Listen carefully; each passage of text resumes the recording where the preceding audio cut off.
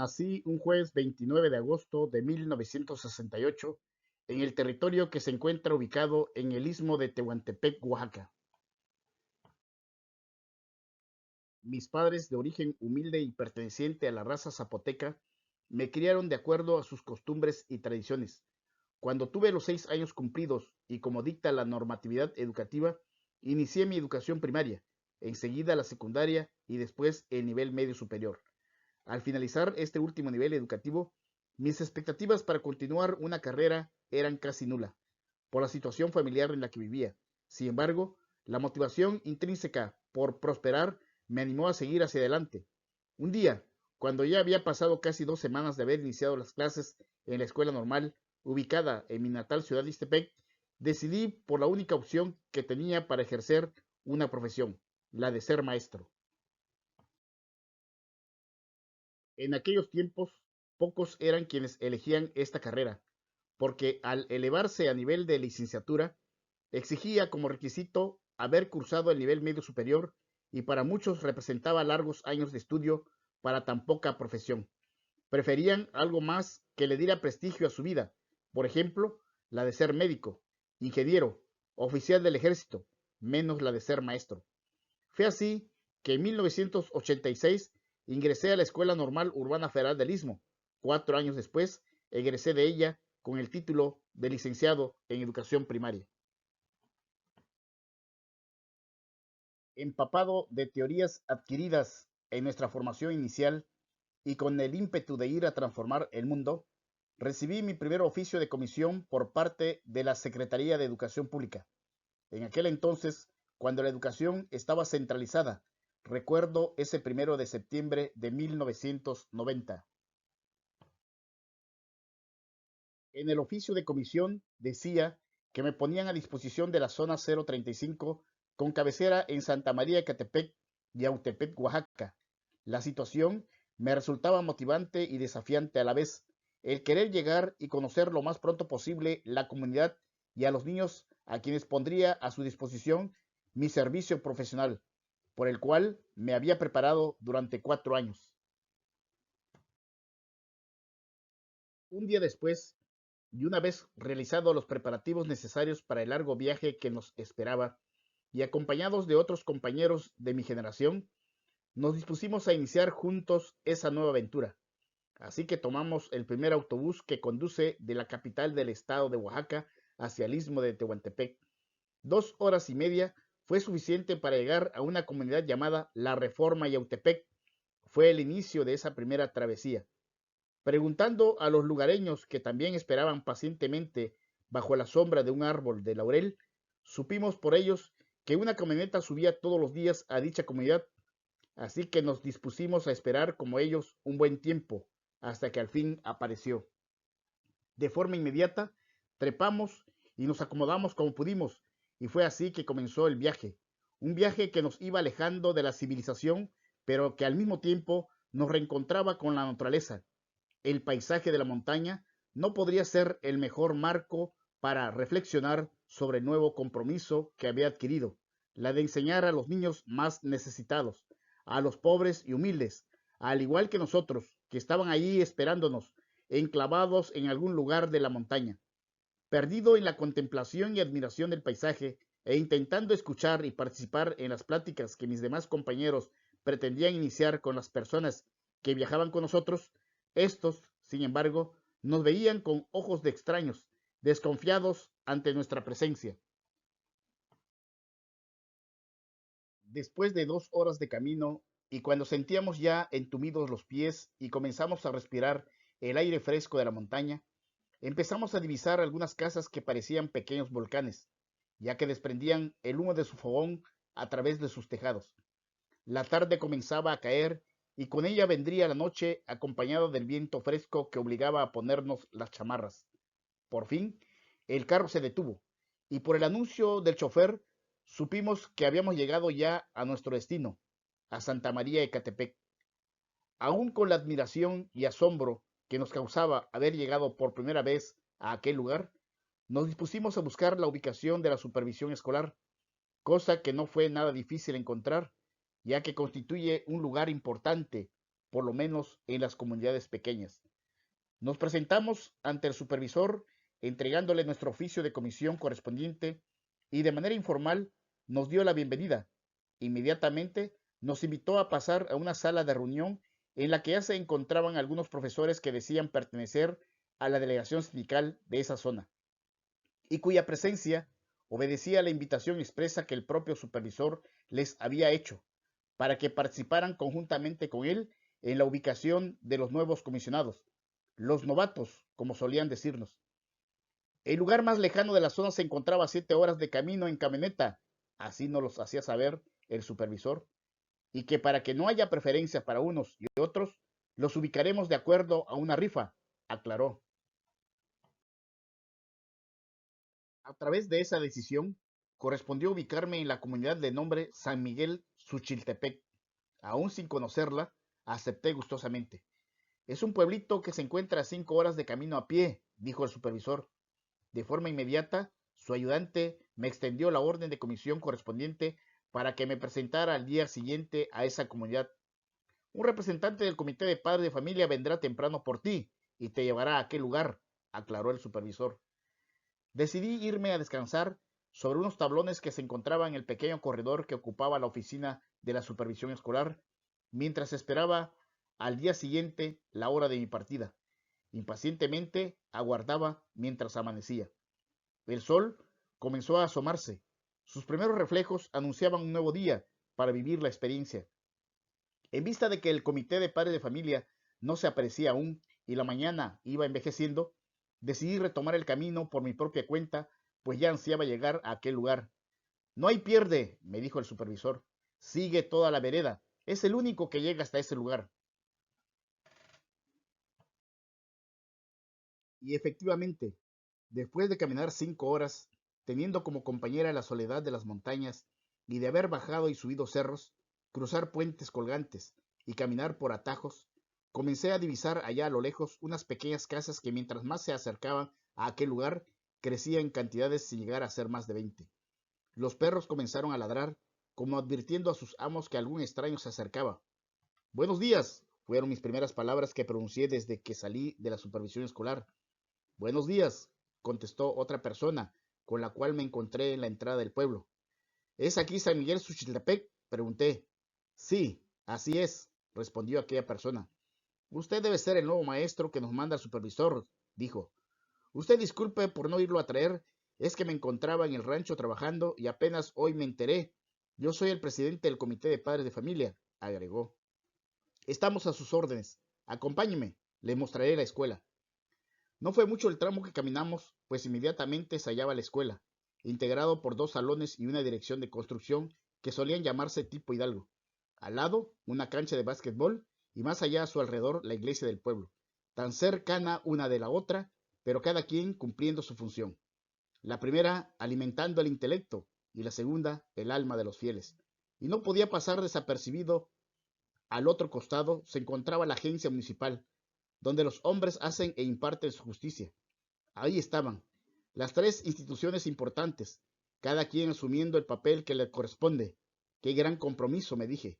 Qué gran tarea es la de ser maestro, tan importante como el sacerdote, como importante es ser el representante del pueblo.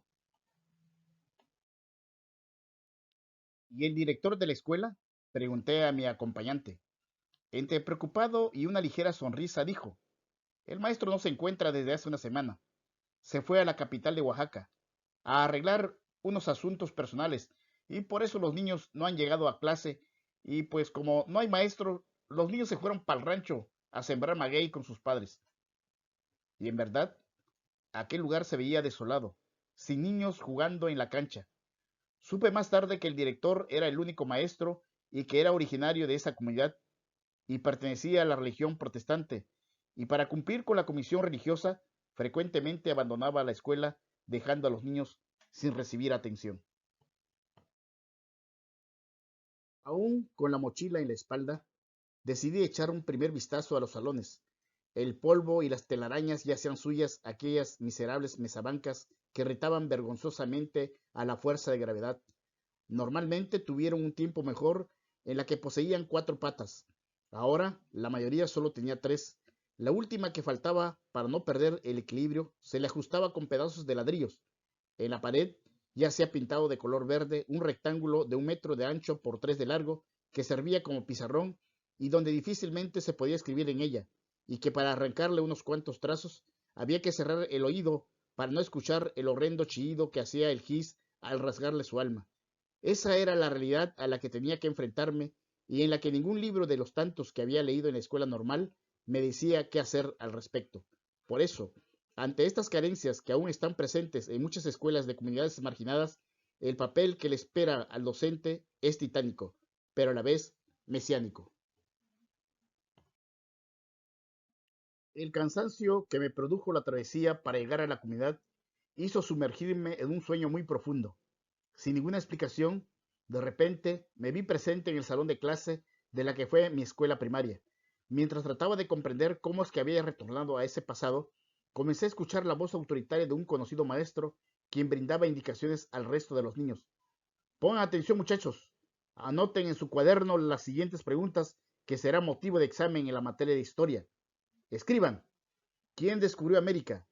¿Quién es el padre de la patria? ¿Cuándo inició la Revolución Mexicana? Eran las preguntas inquisidoras que en repetidas ocasiones ya había planteado otros maestros en grados anteriores, lo cual nos obligaba a memorizar nombres de personajes, recordar fechas importantes, hechos heroicos, y muy pocas veces nos invitaba a pensar y a reflexionar sobre el motivo de esas acciones. Solo se limitaba a decir: quien no conoce su historia está condenado a repetirla. Efectivamente, era un conocimiento que, si bien en ese momento me servía para aprobar la clase de historia, sin embargo, quedaba ahí, ya que unos metros más adelante, al traspasar el muro de la escuela, ese saber se sumergía en el olvido una vez que mi cerebro se ocupaba de otras cosas. Dichos saberes no representaban para mí y para otros compañeros más que un ejercicio de memorización de datos, que, por llamarlo por su nombre, no eran tan significativo, por lo que mi psique se resistía a que formara parte de las cosas que me importaban. Quizás esto fue una de las situaciones que me motivó a estudiar más tarde las ciencias sociales y su pedagogía, para contar con herramientas y hacer que la enseñanza de la historia para con los alumnos en verdad valiera la pena. De pronto, el despertador comenzó a sonar, lo cual hizo que intempestivamente abandonara el aletargado sueño que tenía. Observé el reloj y ya eran las 5 de la mañana, hora de prepararnos para asistir a clases como todos los días. Desde aquel entonces han pasado ya 27 años que llegué como docente a la escuela normal, misma del cual egresé. Hoy inicia un nuevo ciclo escolar.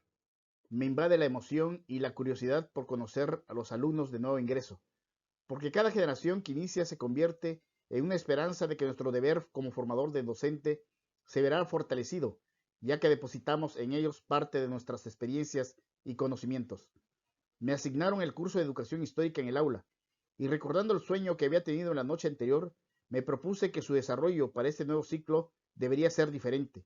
Considerar que enseñar y aprender historia se vuelve interesante como la vida misma cuando le encuentra sentido.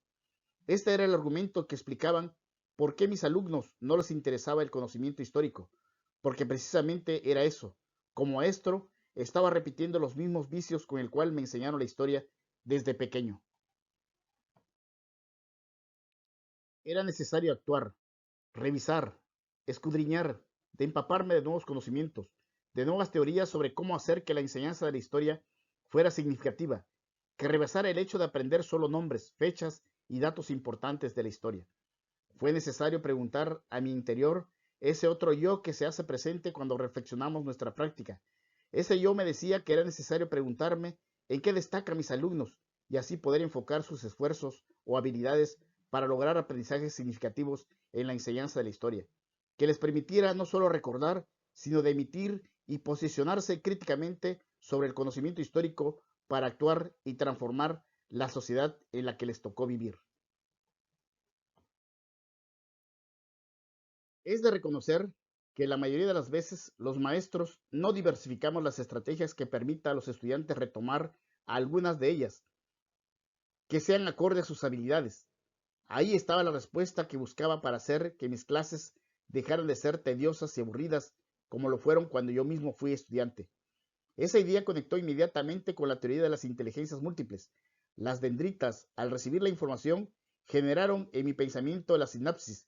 Fue entonces que me pregunté, ¿en qué medida, al trabajar estrategias diversificadas, como lo propone la teoría de las inteligencias múltiples, pudiera contribuir en el desarrollo del conocimiento histórico crítico de los futuros docentes?